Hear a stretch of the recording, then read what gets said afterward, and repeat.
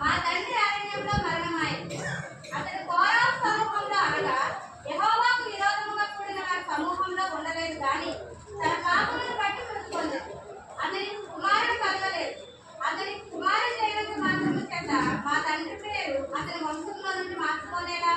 మా తండ్రి సహోదరులతో పాటు స్వాస్థ్యములు మాకు దయచేయమని. అప్పుడు మోషే వారి ముఖ్యంగా ఈరోజు స్త్రీల ఆదివారం కాబట్టి స్త్రీలందరికీ స్త్రీల ఆదివారం శుభాకాంక్షలు తెలియజేసుకుంటున్నానండి. ఎందుకంటే ముఖ్యంగా మరి దేవుడు చనిపోయి తిరిగి లేచి మృత్యుంజయుడైన తర్వాత ముందుగా స్త్రీలే చూశారండి. సమాజ దగ్గరికి వెళ్ళి స్త్రీలు చూసి అనేక మందికి సువార్త ప్రకటించిన వారు మొదట స్త్రీలుగా ఉన్నారు. అందుకే బైబిల్లో స్త్రీలకు ప్రాధాన్యత ఇవ్వబడింది. అలాగే పురుషులకు ఆధిక్యత లేదని కాదు, పురుషులకు కూడా ఆధిక్యత ఉందండి. మరి మన పితరులైన అబ్రహాము, ఇస్సాకు, యాకోబులు ఎంతో దేవుని ఎంతో మరి చాలా భక్తిగా చాలా విశ్వాసంగా దేవుని ఆరాధించిన వారు. మనము కూడా అలాంటి వారి లిస్టులో ఉండాలని, అలాంటి వారిలా మనము కూడా జీవించాలని, అలాంటి వారిలా మనం మాదిరి కలిగి ఉండాలని కోరుకుంటున్నానండి. అలాగే ముఖ్యంగా మనము పాత నిబంధన పట్టిభాగం చూసుకున్నట్లయితే ఇక్కడ 5 కుమార్తెలు కనబడతారండి. వీళ్ళు ఎవరంటే యోసేపు కుమారుడు మనస్సే వంశస్థుడు అంటండి. యోసేపు కుమారుడు ఎవరంటే మనస్సే వంశస్థుల్లో సెలొఫెహాదు అనే ఒక వ్యక్తి ఉంటారండి. ఆ వ్యక్తికి 5 కుమార్తెలు ఎవరంటే వాళ్ళు మహలా, నోయా, హొగ్లా, మిల్కా, తెస్సా అని 5 కుమార్తెలు ఉంటారు. మరి ఆ రోజుల్లో యోధా జనాంగంలో అయితే ఈ కుమారులకే స్వాస్థ్యం ఇవ్వబడిందండి. మన బైబిల్లో కూడా ఉంటది. గర్భఫలము యెహోవా ఇచ్చు బహుమానము, కుమారులు యెహోవా అనుగ్రహించు స్వాస్థ్యం. స్వాస్థ్యానికి కుమారులకి అనుగ్రహింపబడిందని ఇది బైబిల్లో కూడా చెప్పబడింది. మరి అలాగే కుమార్తెల కోసం మా కుమారులు ఎప్పటికాలం మంది ఎదిగిన మొక్కల వలెను, మా కుమార్తెలు నగరనకై చెక్కబడిన మూల కంబం వలె ఉంటారు అని చెప్పి దేవుడు రాయించాడు. కుమార్తెలు మరి మూల కంబాల వలె, మరి సంఘంలో అయితే మూల కంబాల సంఘానికి ఒక స్తంభాల వలె ఉండాలి. యవనస్తులు మరి తప్పక దేవుని కొరకు వాడబడాలి. మన జీవితంలో మనకి ఏది శాశ్వతం కాదండి. ఈ లోకంలో మనం అనుకుంటాము మంచి ఇల్లు ఉంటే, మంచి కారు ఉంటే మన జీవితం బాగుంటుంది, అందరూ మనం గౌరవిస్తారు అనుకుంటాం. కానీ ఇవన్నీ అశాశ్వతమైనవి. శాశ్వతమైనది ఒకటే పరలోక రాజ్యం. ఆ పరలోక రాజ్యాన్ని మనం స్వతంత్రించుకోవాలి. మనం మారు మనసు పొందుకుని దేవునికి తగిన క్రియలను మనము అలంకరించుకోవాలి. ఆ క్రియలను బట్టి మన విశ్వాసం ద్వారా, మన భక్తి ప్రవర్తన ద్వారా మనము దేవుని రాజ్యానికి చేరగలం. కానీ ఇహలోక సంబంధమైనవేవి మనల్ని పరలోక రాజ్యం చేర్చలేవండి. మరి వీళ్ళైతే సెలొఫెహాదు కుమార్తెలు యోధా జనాంగానికి చెందిన వారు. వీళ్ళు స్వాస్థ్యం అడగడానికి వీళ్ళ తండ్రి చనిపోయాడు. మరి తల్లి ఉందో లేదో మనకు అక్కడ ప్రస్తావించబడలేదు. కానీ తండ్రి చనిపోయాడని వారు బాధపడుతున్నారు 5 కుమార్తెలు. అయితే మనస్సే వంశానికి చెందిన వారు యోధా జనాంగంలో స్త్రీలు ఎప్పుడు బయటకు వచ్చేవారు కాదు, బయట మాట్లాడేవారు కాదు. ఏడైతే ప్రత్యక్ష గుడారం యొక్క ద్వారం యొక్క మోషే ఎదుట యాజకుడైన ఎలియాజరు ఎదుటను ప్రధాన యాజకుడి ఎదుట నిలిచి, ఎవరి ఎదుటండి? మరి వాళ్ళకి కలిగిన ధైర్యం ఏంటండి? వాళ్ళకి కలిగిన ధైర్యం యేసుక్రీస్తు ప్రభువే అనుకుంటున్నాను నేనైతే. ఎందుకంటే మరి వారు ఒక మోషే నాయకుడు.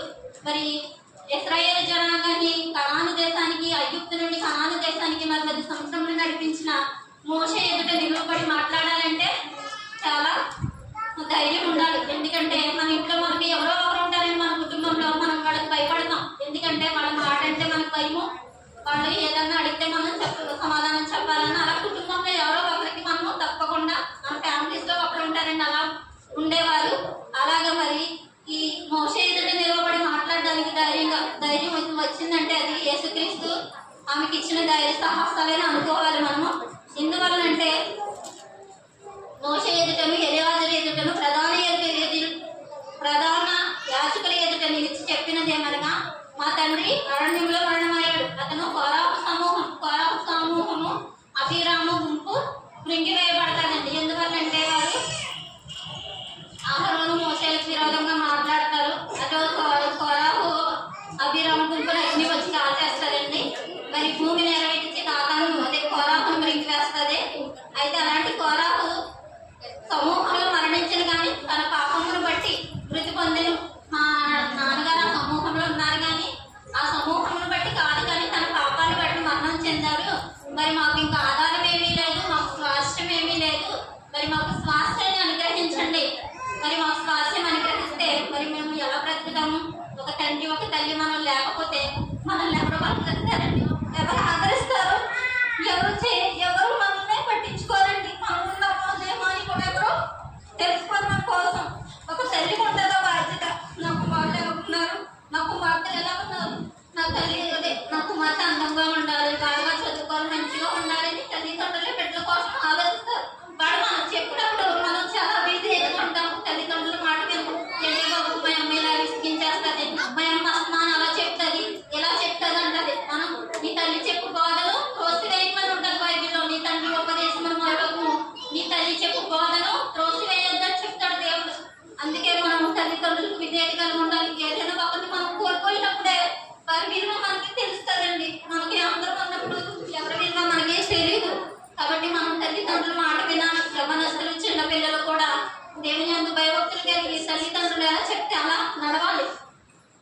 అయితే అప్పుడు వాళ్ళు స్వాస్థ్యాన్ని అడుగుతారు. స్వాస్థ్యాన్ని అడిగితే మోసే ఎలియాజరు అంటారు, మరి స్వాస్థ్యము మా గోత్రంలో తగ్గిపోతే, ఎందుకంటే కుమార్తెకి ఇస్తే కుమార్తెను పెట్టి మరి వేరే ఇంటి అల్లుళ్ళు అయిపోతారు, వేరే ఇంటికి కోడళ్ళు అయిపోతారు, మా స్వాస్థ్యం అల్లుడికి వెళ్ళిపోద్ది, మరి మా స్వాస్థ్యం తగ్గిపోద్ది కదా ఈ గోత్రంలో అని చెప్పి వీళ్ళు అడ్డుకుంటారు. మాకి వీళ్ళందరూ అడ్డుకుంటే అప్పుడు దేవుడిని అడుగుతారనమాట. మోసే వెళ్ళి దేవుడి దగ్గర విజ్ఞాపన చేస్తాడు.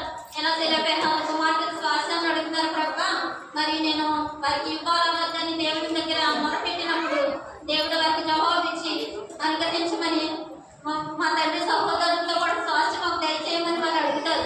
అడిగినప్పుడు మోసే వరకు యెహోవా సన్నిధిని మనవి చేయగా మోసే వారి వరకు యెహోవా సన్నిధిని మనవి చేశారంట. మనవి చేసినప్పుడు మోసేకు యెహోవా ఎలాగో సెలవిచ్చాను, సెలబెహాదు కుమార్తెను చెప్పినది యుక్తము. ఇది ఎందుకంటే అది కరెక్ట్. వారికి ఎవరున్నారు, వారికి ఎవరు లేరు కాబట్టి వారి తండ్రి సహోదరులతో పాటు స్వాస్థ్యం వారికి చెందాలి అని చెప్తారు.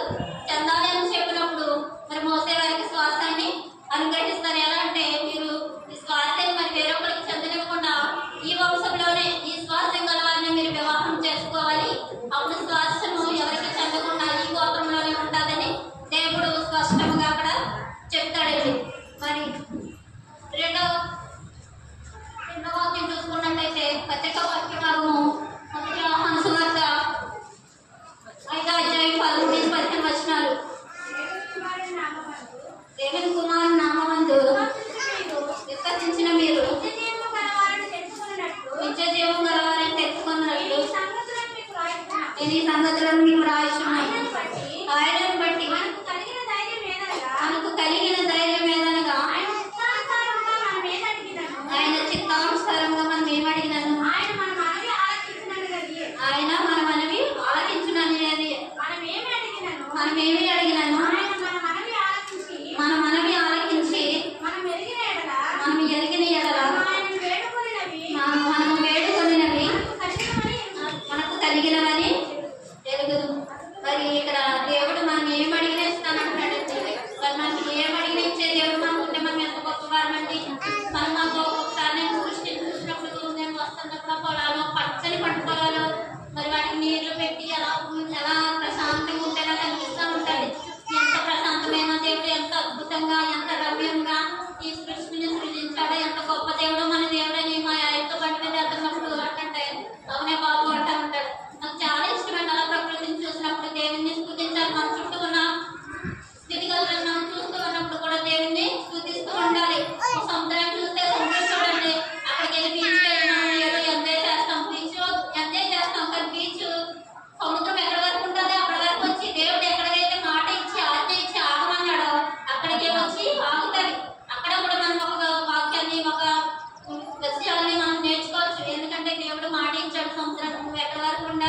అక్కడ వరకే ఉండు, అది దాటి నువ్వు రాకూడదు అన్నప్పుడు సముద్రం కూడా మాట ఆగిస్తుంది, సృష్టి ఆయన మాట ఆగిస్తుంది.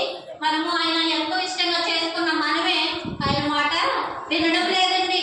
మాట వినకుండా మరి పాపంలోనికి లోకంలో అశాశ్వతమైన దానికోసం పాపం వల్ల వచ్చే జీతం మరణం, ఆ మరణాన్ని కొని తెచ్చుకోవడానికి మనము పరుగులు పెడుతున్నాము. కానీ మరి దేవుని వాక్యాన్ని అంగీకరించి యథార్థమైన హృదయంతో ఆయన వెంబడించే వారుగా మనము ఉంటున్నామో లేదో గ్రహించుకోవాలి. మరి ఇక్కడ ఆయన చిత్తానుసారంగా మనం ఏమడిగినా మనకు అనుగ్రహిస్తాడు. మరి ఎలా అనుగ్రహిస్తాడు, మనం ఎలా ఉంటే ఆయన అనుగ్రహిస్తాడు మన కోరికలు అంటే యెహోవా యందు భయభక్తులు గలవారి కోరిక ఆయన నెరవేర్చినట్టు ఉంటుంది కీర్తన గ్రంథంలో. మరి మనకు భయభక్తులు కలిగి ఉంటున్నామా? మనం ఎవరికి వాళ్ళని స్వపరీక్ష చేసుకోవాలి. యెహోవా యందు భయభక్తులు కలిగి ఉండేవారి చుట్టూ ఆయన దూత కావలి ఉండి వారిని రక్షిస్తాడంట. మరి మనం అలా రక్షింపబడే గుంపులో ఉంటున్నామా? మరి మనం యథార్థంగా ఉంటున్నామా? భయభక్తులు కలిగి ఉంటున్నామా? మరి కీర్తన చేస్తే ఒక్కో వాక్యం కూడా చాలా, ఈ వాక్యాలే మనకు జీవం అండి. వాక్యంలో చాలా మరి వాక్యం చదువుతుంటేనే వాక్యాలు ఒక్కొక్కసారి అనిపిస్తుంది ఈ బైబిల్ లోపలికి పోయి వాక్యాలన్నీ నాకు గుర్తుంటే బాగుండు. కొన్నాళ్ళకి బైబిల్ దొరకదంట. ఈ బైబిల్ దొరికిన రోజులు వస్తున్నాయి. మరి ఈ బైబిల్లో ఉన్న వాక్యాలు కొన్ని గుర్తుంటున్నాయి ప్రభావ, మరి అన్ని గుర్తుండవు. ఎలా ఏంటి అని ఒక్కొక్కసారి బాధేస్తూ ఉంటుంది నాకైతే. అలాంటప్పుడు ఈ బైబిల్ దేవుడు అంతా మైండ్లోకి ఎక్కించేస్తే బాగుండు రోగులాగా. అప్పుడు అవన్నీ మనకి గుర్తొస్తా ఉంటాయి. అప్పుడప్పుడు చదువుకోవచ్చు. బైబిల్ కనిపించకపోయిన ప్రాబ్లం లేదు. అందుకంటాడు దేవుడు మీ వాక్యం మన హృదయంలో వాక్యాలను రాసుకోండి. మన హృదయంలో వాక్యాలను భద్రపరచుకోవాలి. వాక్యము మరి మన పాదములకు దీపము, మన త్రావకు వెలుగై ఉన్నది. కాబట్టి ఈ వాక్యాన్ని మన జీవితానికి వెలుగుకరంగా మనం మార్చుకోవాలి. యెహోవా యందు ఆశగల వారిని ఆయన ఆశగల ప్రాణాన్ని తృప్తిపరిచి ఆకలి ఉన్న ప్రాణాన్ని మేలుతో నింపే దేవుడై ఉన్నాడు. కాబట్టి మనం ఎలాంటి ఆశలు, ఎలాంటి కోరికలు, ఈరోజు మన అంశం ఏంటంటే కోరిక. యుక్త వయసులో వచ్చే కోరికలు. యుక్త వయసు అంటే ఇంచుమించు 16 సంవత్సరాల నుండి 25 సంవత్సరాల వరకు యుక్త వయసు అంటారండి. మరి ఏదో నాకు తెలిసిన జ్ఞానంతో చెప్తున్నాను, ఇందులో తప్పులు ఉంటే క్షమించండి. మరి యుక్త వయసులో వచ్చే కోరికలు మనం ఎలాంటి కోరికలు పెట్టుకున్నాము? దేవుని యందు బాహ్యమైన కోరికలు, అందం మీద, సౌందర్యం మీద మనకి కోరికలు ఉంటాయి. ఎవరైనా ఒక చీర మంచి చీర కట్టుకున్నారంటే అలాంటి చీర నేను కూడా కట్టుకుంటే ఎంత బాగుండు, అలాంటి నగలు నేను కూడా చేయించుకుంటే ఎంత బాగుండు. ఒక మంచిగా దైవికమైన కుటుంబంగా మనం జీవిస్తే ఎంత బాగుంటుందండి. కుటుంబంలో అందరము ఒక తల్లి, పిల్లలు, పిల్లడు, భర్త నలుగురు కలిసి దేవుని సన్నిధికి వచ్చి సమయం ఉన్నప్పుడే దేవుడు సద్వినియోగం చేసుకోమని చెప్పాడు. సమయం పోనీయగా సద్వినియోగం చేసుకొనొచ్చు అజ్ఞానులవలే కాక జ్ఞానులవలే నడుచుకోమని దేవుడు మనకి బోధించాడండి. మరి మనం సమయాన్ని వ్యర్థంగా సెల్లలతోనూ, టీవీలతోనూ, సీరియల్తోనూ కాక సమయం దొరికినప్పుడు వాక్యంతో మన హృదయాలను నింపుకోవాలి. ఆయన వాక్యాన్ని మన హృదయంలో నింపుకున్నప్పుడు మనకు మేలుకరంగా మారుతుందండి. మరి కోరిక అంటే యెహోవా యందు భయభక్తులు కలిగిన స్త్రీ కొనియాడబడుతుంది. యెహోవా యందు భయభక్తులు కలిగిన స్త్రీ ఎలాగా మన భక్తి కలిగినప్పుడే ఆ స్త్రీ కొనియాడబడుతుంది. సామెతల గ్రంథం 30వ అధ్యాయంలో ఒక మంచి స్త్రీ ఉంటుందండి. ఆ స్త్రీ ఉదయమే లేచి తన ఇంటి వారి కొరకు అన్ని సిద్ధపరుస్తుందంట. ఉదయమే లేచి అన్నిటిని సిద్ధపరచడం అంటే వంట చేస్తుందని చెప్తారు. వంట అంటే ఏంటంటే ఫస్ట్ మనం ఉదయం లేచినంటే వెళ్ళి చీపురు పట్టుకుంటాం, ముందు ఆకలి చూసేస్తాం. మనం లేచినంటే దేవుడు మనం సజీవ లెక్కలో ఉంచినందుకు దేవునికి కృతజ్ఞతాస్తుతులు చెప్పుకోవాలి. ఎంతో మంది దినములు ఈ సమయంలో ఈ గడియలు చూడలేక ఎంతో మంది లోకంలో నశించిపోతున్నారు. అలాంటి నశించిపోతున్న వారి లిస్టులో మనం ఉండకుండా దేవుడు మనల్ని రక్షించాలని, ఆయన బలమైన హస్తము మనల్ని నడిపించాలని మరి ఆ 31వ అధ్యాయంలో చదవండి. ఆమె చీకటితో లేచి తన ఇంటి వారికి భోజనం సిద్ధపడును. తన ఇంటి వారికి భోజనం సిద్ధపరుస్తుందండి. ఏ భోజనము? ఆత్మీయమైన భోజనం సిద్ధపరచాలి. నువ్వు లేచిన వెంటనే మొదటి జామున లేచి నీ పిల్లల కొరకు మొరపెట్టుకుని విలాప వాక్యాలు ఉంటుంది. మరి నీళ్లు కుమ్మరించినట్టు మీ హృదయాలను దేవుని సన్నిధిని కుమ్మరించండి. మరి రేయి మొదటి జామున లేచి మన పని మనం చేస్తున్నామా? ఒక తల్లిగా మనం ప్రార్థన చేస్తున్నామా? మన బిడ్డల కోసం, మన కుటుంబం కోసం, మన భర్త కోసం, మరి వారు చేసే పనుల కోసం మనం ఎప్పుడైనా ప్రార్థన చేస్తామా? చేస్తున్నామో లేదో మరి మీ మనస్సాక్షికి తెలుస్తుంది.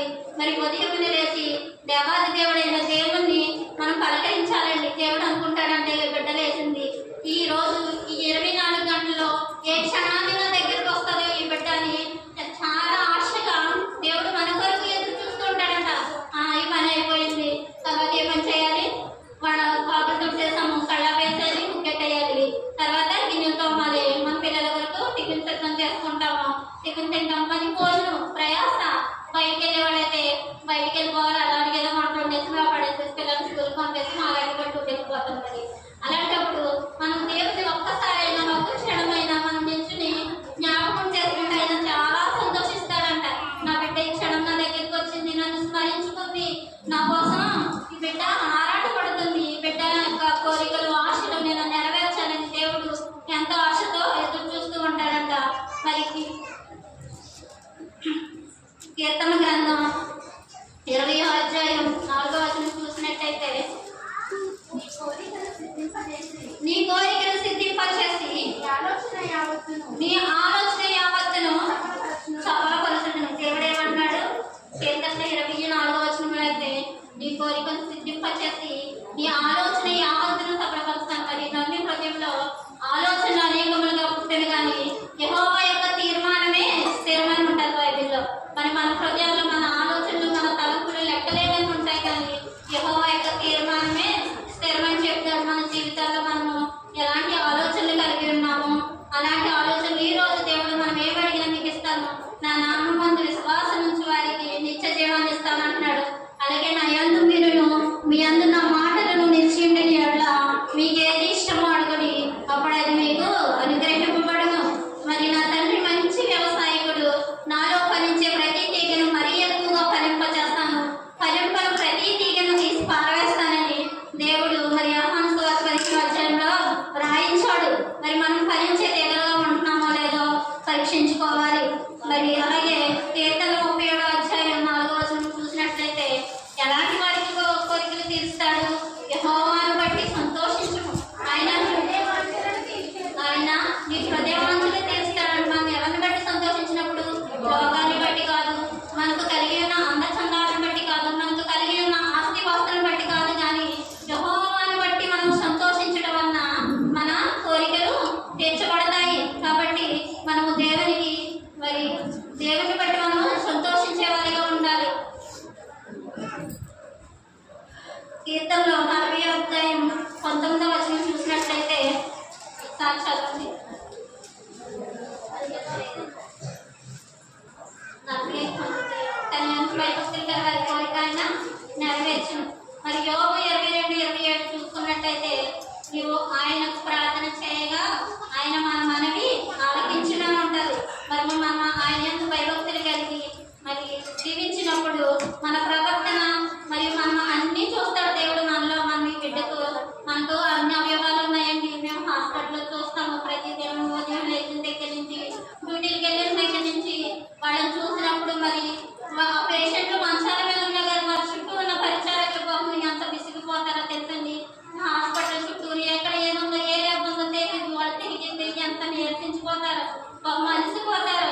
కానీ రోగి మంచాల మీద ఉన్నప్పుడు వాళ్ళకు ఉన్న వ్యాధులను బట్టి నేను ఒక్కొక్కసారి ప్రార్థన చేసుకుంటాను, ప్రభా ఇంత ఘోరమైన భయంకరమైన వ్యాధులతో పోరాడుతున్నాను తండ్రి, నీ చిత్తమేమైంది బిడ్డల పట్ల, వారి పాపం బట్టి వచ్చినామా పాపం బట్టి వచ్చినామా, రోగం అయితే వారిని క్షమించండి ప్రభా, వారికి స్వస్థతను చేకూర్చండి ప్రభా, లేదా నీ చిత్తమైతే నీ రాజ్యంలో చేర్చుకో తండ్రి, వారి పాపాలను క్షమించు. నాకు ఎవరైనా చనిపోయినప్పుడు వాటిలో మరి మెడికల్ వాటిలో అయితే రోజు ఒక 5, 10, 15 డెత్లు అవుతూనే ఉంటాయండి. ఎందుకంటే అన్ని తిరిగి గవర్నమెంట్ హాస్పిటల్కే వస్తారు, కానీ వచ్చిన తర్వాత వాళ్ళ దగ్గర ఏమి ఉండదండి చేయడానికి మనము. కానీ వాళ్ళు చనిపోతారు, కానీ గవర్నమెంట్ హాస్పిటల్కి వెళ్తే వీళ్ళు చనిపోతారు అంటారు, కానీ ఆ చనిపోయే స్థితిలోనే తీసుకొస్తారు. ఒక కిడ్నీ ఫెయిల్యూర్ అయిపోతే, హార్ట్ ఫెయిల్యూర్ అయిపోతే, బ్రెయిన్ ఫెయిల్యూర్ అయిపోతే ఇచ్చిన మందులేవి వారి మీద పనిచేయదు. మరి మన శరీరము దేహము దేవునికి ఆలయము. మరి మనకి దేవుడు ఇచ్చిన ఈ దేహము మనకి ఆలయము. అలాంటి ఆలయంలో మనం ఏమేమి పోస్తున్నాము, ఎంతో మంది తాగేస్తారండి. మనం కొనుక్కుని ఆ సారా, ఆ మందు, బ్రాండీ అవి కొనుక్కుని మన శరీరాన్ని పాడు చేసుకోవడం ఎందుకు అనిపిస్తుంది నాకు. అవి కొనుక్కుని పాడు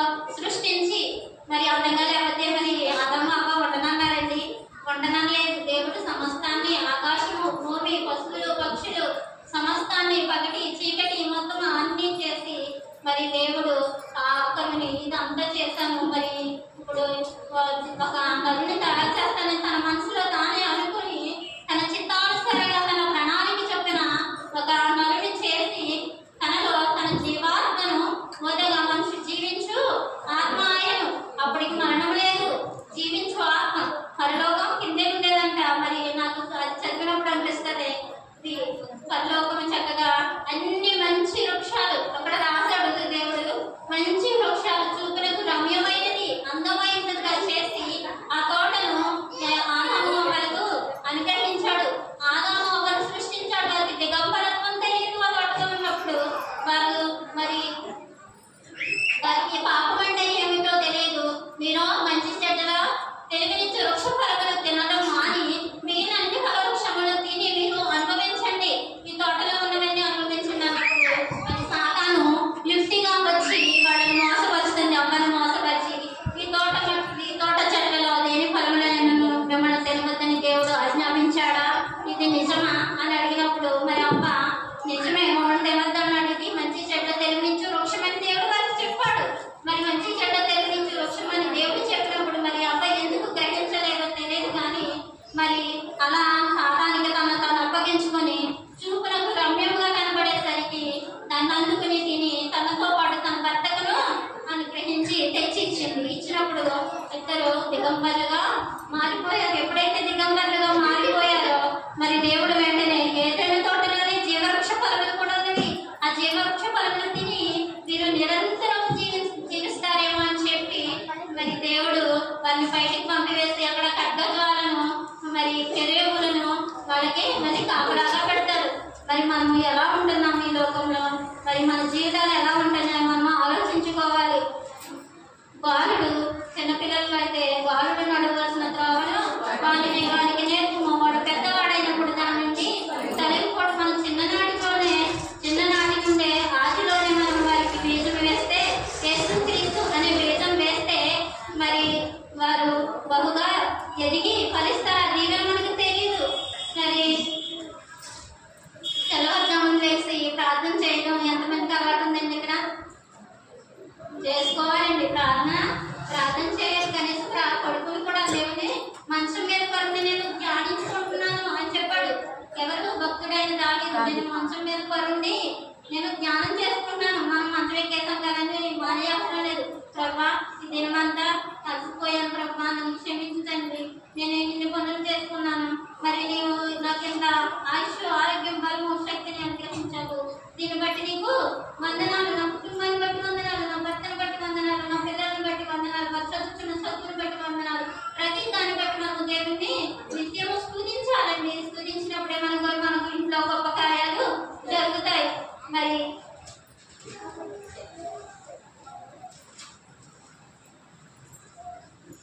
అలాగే భయభక్తులు కలిగి ఉండట పుణ్యములకు ప్రతిఫలము. అలాగే మరి బాలుడి హృదయంలో మూఢత్వము స్వభావంగా పుడుతుందండి. ఆ మూఢత్వాన్ని తొలగించాలంటే దేవుని వాక్యాలు వారికి తెలియచేయాలి చిన్నబిడ్డలకి. అలాగే బాలుడి నడవడిక తన చేష్టల వల్ల యథార్థమైనదో కాదో తన చేష్టల వల్ల తెలియచేస్తారంట. బాలుడు ఉన్నప్పుడే మరి పిల్లలు వాళ్ళ నడవడిక సరైనదో కాదో తన చేష్టల వల్ల మనకి తెలియచేస్తారు. కాబట్టి మన బాల్యం నుండి మన పిల్లలను చాలా జాగ్రత్తగా పెంచాలి, దేవుని మార్గంలో పెంచాలి. దేవుని వాక్యాలు నీ ఇంట కూర్చున్నప్పుడు, లేచినప్పుడు, పడుకున్నప్పుడు, నడిచినప్పుడు దేవుని వాక్యాలు వారికి నేర్పమని దేవుడు చక్కగా వ్రాయించాడని పరిశుద్ధ గ్రంథంలో. మరి నేను వాక్యాల్లో రిఫరెన్స్ అది తీయించలేను, నాకు కంఠస్థంగా వచ్చినవన్నీ మీకు నేను చెప్పేస్తున్నాను. మరి దీన్ని బట్టి మీరు ఏమీ అనుకోవద్దు. ముఖ్యంగా బైబిల్లో ఆదాము అవ్వ చూసాము. మరి చూపినకు రమ్యమైంది, యవనస్తులకు రమ్యంగా, మరి 16 సంవత్సరాల వయసులో వాళ్ళకి రమ్యంగా లోకం చాలా అందంగా. ఎవరన్నా ఒకరు పొగిడారంటే అబ్బా నన్ను పొగిడారు, మా ఇంట్లో మా నాన్న పోగొట్టాం, వీళ్ళకి ఎంత అందమైన బట్టలు కొంటాం, వీళ్ళ కోసం బంగారం కొంటాం, వీళ్ళ కోసం ఆస్తులు సంపాదిస్తాం, వీళ్ళ కోసం ఇల్లు కడతాం, అన్ని సమకూరుస్తాం. కానీ తల్లిదండ్రుల మాటలు వారికి రుచించవు. లోకమే వారికి లోకంలో ఉన్నదంతా శరీరాశ, నేత్రాశ, జీవపుటము. మరి ఈ లోకంలో నేత్రాశ కలిగి మనం జీవిస్తే మరి దానివల్ల మనం ఏం పొందుకుంటాం? శాపం తప్ప ఏమీ ఉండదండి. కాబట్టి మనము లోకాన్ని అనుసరించకుండా తల్లిదండ్రులు చెప్పిన మాటలు విని తల్లిదండ్రులు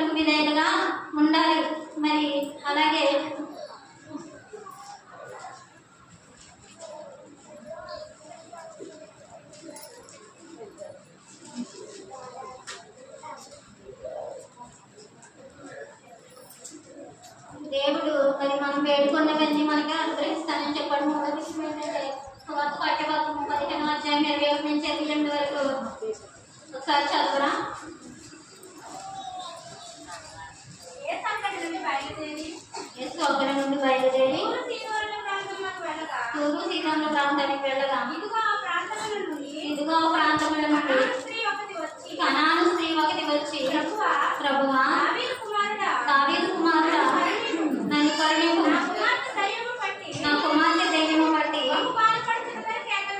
బహు బాధపడుచున్నదని కేకలు వేశాను.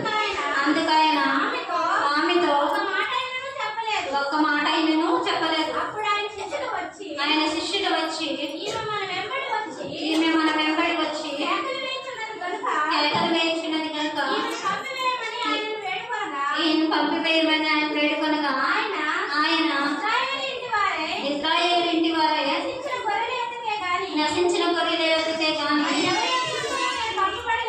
మరియు నేను ఎవరికి ఎద్దుకును పంపబడలేదని ఆయనను ఆమె వచ్చి ఆయనకు మ్రొక్కి ప్రభువా నాకు సహాయము చేయమని అడిగాను. అందుకు ఆయన పిల్లల రొట్టె తీసుకుని కుక్క పిల్లలకు వేయడం యుక్తం కాదని చెప్పగా ఆమె నిజమే ప్రభువా, కుక్క పిల్లలు కూడా తమ యజమానుని బల్ల మీద నుండి పడు మొక్కలు తినను కదా అని చెప్పాను. అందుకు యేసు అమ్మా నీ విశ్వాసము గొప్పది, నీకు కోరినట్టే నీకు అవును కాక అని యేసుక్రీస్తు ఆమెతో చెప్పాను. ఎలా అంటే తూరు సీతోల ప్రాంతం యేసుక్రీస్తు ప్రభు వారు వచ్చారండి. అక్కడ కనాను స్త్రీ ఒకటి వచ్చి దేవుణ్ణి సహాయం అడిగింది, నా కుమార్తె బాగాలేదని. మరి ఆమె అప్పుడు దేవుడు అంటాడు పిల్లల రొట్టె ముక్క తీసి మరి కుక్క పిల్లలకు వేయట ఆమె కుక్క పిల్లతో పోల్చాడండి. అది మళ్ళీ అలా కుక్కంటే ఊరుకుంటామండి, ఎంత కోపం వచ్చేదో మనకి. మరి మన కోపం ఆగ్రహములు విడిచిపెట్టి మనం బయటలో మరి మనం కోపం మానుకుని దేవుని పాదాల దగ్గర ఆవిడ కుక్క పిల్ల వేయటం యుక్తం కాదని దేవుడు స్పష్టంగా ఆమెతో చెప్పినా సరే ప్రభువా నాకు సహాయం చేయమని విశ్వాసంతో మరి అబ్రహాము విశ్వాసం ఎంత గొప్పదండి. అబ్రహాము విశ్వాసులకు తండ్రి. అబ్రహాము సారా విశ్వాసులకు చాలా మాదిరికరమైన జీవితం జీవించారు. 75 ఏళ్ళప్పుడు అబ్రహాముకు దేవుడు నీకు సంతానం ఇస్తాను, నీ సంతానం సముద్రపు ఇసుకరేణువుల వలె విస్తరిస్తారు, ఆకాశ నక్షత్రం వలె ప్రకాశిస్తారని దేవుడు వాగ్దానం చేసి వారితో చెప్పినప్పుడు మరి ఆ వాగ్దానాన్ని బట్టి దేవుడు అసమాన వారిని మునిపిస్తున్నాడు. కానీ మరి 75 సంవత్సరాల నుంచి 99 సంవత్సరాల వయసు వరకు వాడు 24 సంవత్సరాలు దేవుని సన్నిధిలో ఎదురు చూశారండి. మరి ఎదురు చూసినప్పుడు మనం 24 సంవత్సరాలు ఎదురు చూస్తున్న 24 గంటలే ఎదురు చూడలేము. ఏదైనా ఒక విషయం గురించి దేవుడు ప్రార్థన చేస్తాం, నేను చచ్చికెళ్ళాక దేవుడు నాకు ఏమి చేయడం లేదు, నేను చచ్చికెళ్ళాను అర్థం. మరి మన హృదయం అన్నిటికంటే మోసకరమైనది, అది ఘోరమైన వ్యాధి కలిగినది. మరి మన హృదయం ఎలాంటి ఘోరమైన వ్యాధి కలిగి ఉంటున్నామో, మనం ఎలాంటి పాపాన్ని కలిగి ఉంటున్నామో మనం గ్రహించుకోవాలి. మరి దేవుడు అబ్రహామును కల్దీలో ఊరని పట్టణం నుండి పిలిచినప్పుడు దేవుడు చెప్పిన వెంటనే దేవుని మాటకు విధేయత కలిగి మరి ఎక్కడికి వెళ్ళాలి ప్రభు, నేను అక్కడ ఎక్కడ ఉండాలి ఏంటి ఏమీ అడగలేదు. దేవుడి మీద అంత ఆశ కలిగి ఉన్నాడు. మరి అబ్రహాము పిలిచిన వెంటనే తన మాటకు విధేయత చూపి వచ్చి మరి దేవుడు చెప్పిన చోటల్లా ఉంటాడు, గుడారం వేసుకుని ఉంటాడు. మరి ఐగుప్తు దేశపు దగ్గరికి వెళ్ళి అక్కడ గుడారం వేసుకున్నప్పుడు ఒకసారి అబీమెలెకు రాజు ఫరో రాజు సారాయిని చూస్తాడు. సారా చాలా సౌందర్యవతండి.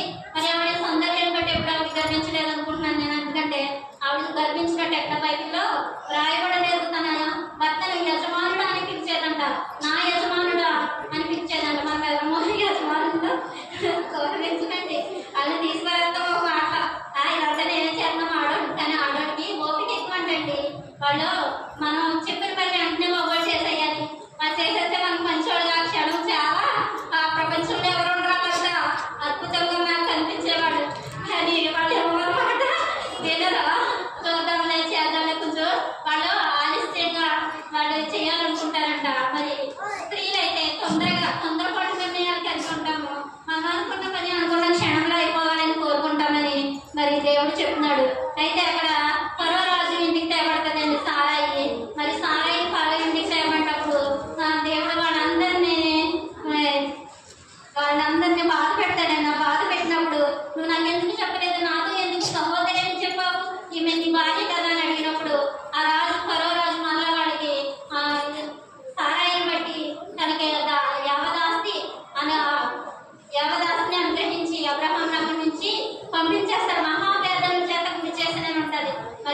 పక్క వారి భార్యల వైపు ఎప్పుడు చూడకూడదండి. మనకు కలిగిన భార్య మన భార్య ఎవరి కాలమందు మనకు అనుగ్రహింపబడింది, అవి మనము సంతోషించాలి. మరి ఎవరి కాలమందు పుట్టిన కుమారులైన బలవంతుని చేతిలో బాణములు వంటి వారైనా రాయబడింది. యవ్వనస్తులు దేని చేత తమ నడకను శుద్ధి చేసుకుంటారంటే వాక్యాన్ని, దేవుని వాక్యాన్ని జాగ్రత్తగా చూసుకుంటే చేతనే కదా. మరి దేవుని వాక్యాన్ని మనం ఏదో మనం మొక్కలు చేసుకుని కంఠస్థంగా చెప్పేసి ఏదో కంఠస్థంగా చదివేసి నలుగురిలో అమ్మా మీద బాధ్యత వాక్యాలను కూడా కాదని మన జీవితంలో లోతుగా మనం దేవుని వాక్యం మీద లోతుగా మరి మనం వాక్యం మీద ఆశ పెట్టుకోవాలని కోరుకుంటున్నానండి. వాక్యాన్ని మనము అనుభవించాలి, వాక్యానుసారంగా మనం జీవించాలి, బ్రతకాలి. అప్పుడే మన జీవితాల్లో వెలుగు కలుగుతుంది. మరి యునికే ఉత్తమమైన తల్లంటండి. యునికే గురించి విన్నారా మీరు ఎప్పుడైనా? తిమోతి యొక్క తల్లంట యునికే. ఆమె కోసం చాలా బాగా రాయబడింది. ఎలా అంటే ఆమె బైబిల్ గ్రంథంలో ఎంత ఆశీర్వాదంగా మరి మారిందో, లోకాంతనంతా ప్రపంచానికి ఆశీర్వాదంగా మారబడింది యునికే. తిమోతి తల్లి ఒకసారి బైబిల్లో రాయించాడు దేవుడు యునికే గురించి. మరి మన పేరు బైబిల్ గ్రంథంలో ఉంటాయండి. మనం ఎప్పుడైనా ప్రార్థన చేసుకుంటాం, అసలు ఎప్పుడైనా ప్రభా నీ చిత్తమైంది నేను చేరిపోతే నీ రాజ్యంలో చేర్చుకో ప్రభా, నా తప్పిదాన్ని బట్టి కాదు కానీ నా పాపం బట్టి కాదు కానీ ప్రభా నా పాపములన్నీ క్షమించి నువ్వు తిరిగి లేచిన దేవుడు, నా పాపాలన్నీ ప్రాణం మీద మోస్తావు, నీ కాళ్ళల్లో చేతుల్లో మేకలు కొట్టారు, మరి వాటన్నిటిని బట్టి నా పాపాలను క్షమించి నన్ను నేను నిత్యరాజ్యంలోకి చిత్తమైన నన్ను నేను నిత్యరాజ్యంలోకి చేర్చుకొని మనం నిత్యము ప్రార్థన చేయాలి. మన పౌరుషత్వం ఈ లోకమంది కాదండి, పరలోకమంది ఉందంట. మీ పౌరంగా అపస్తులైన వాళ్ళు మీ పౌరుషత్వం మీ లోకంలో కాదు, పరలోకమంది ఉందంట. మన జ్యోతిర్మయుడు తండ్రి దేవాది దేవుడైన యేసయ్య ఎంతో మంది 24 పెద్దలతో నేను మరి వేలాది దూతలతో గాన ప్రతిగానములతో నిత్యము స్తుతింపబడుచున్నాడు. పరలోకం దేవునితో సమానంగా ఉండుట విడిచిపెట్టకూడని భాగ్యమని ఎంచుకోలేదంటే యేసుక్రీస్తు విడిచిపెట్టకుండా అది మనకి తీసుకుంటున్నా. వాడు బుద్ధులమైతే ఏమనుకున్నా అబ్బా వాడు చెప్పమన్నా జవదాటం వాళ్ళని ఏదన్నా పని ఇతరుల కోసం మనం చేయమండి.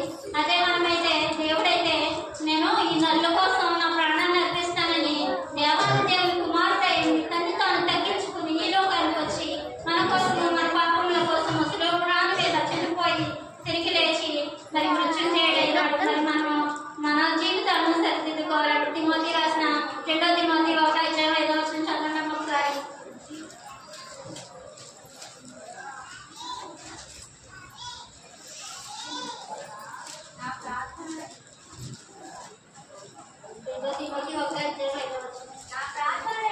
నా ప్రార్థనలు ఎడతెగక నేను జ్ఞాపకం చేసుకొని నీ కన్నీళ్లను తలుచుకొని